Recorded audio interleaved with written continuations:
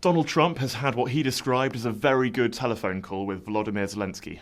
The Ukrainian president agreed, describing the call as perhaps the most fruitful conversation he's had with Trump, and that he felt no pressure from him at all. The US president is inching closer to brokering at least an initial deal between Ukraine and Russia, and the details of what this could look like are becoming a little clearer. There were discussions about the US partially taking over the Zaporizhzhia nuclear power plant in the south of the country as part of a security guarantee. And in terms of vibes, it's a massive improvement from their last meeting in the Oval Office, when Trump ordered Zelenskyy out of the White House and Vice President J.D. Vance joined in on the pylon in a scene widely considered to be the lowest ever point in US-Ukrainian relations. And it's more promising still for Zelenskyy, given the bad blood that Trump has had with his Ukrainian counterpart for years.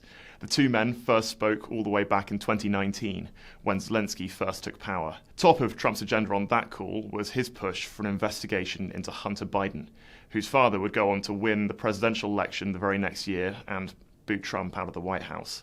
Trump's lobbying for Zelenskyy to go after the junior Biden, even calling on him to dismiss Ukraine's top prosecutor, snowballed all the way into his first impeachment.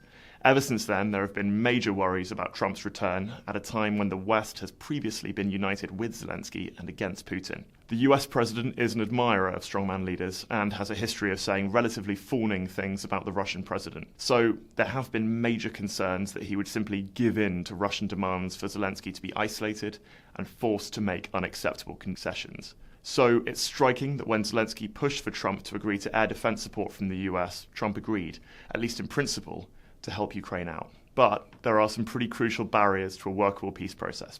First of all, according to reports from the Donetsk region of eastern Ukraine, Putin almost immediately U-turned on promises to stop attacking energy infrastructure, just hours after his own call with Trump earlier this week. It's all a reminder that foreign policy decisions made by Trump are more unpredictable than ever before, and it comes at an incredibly delicate moment for Ukraine. If you want to stay up to date with the latest on this story, head to cityam.com.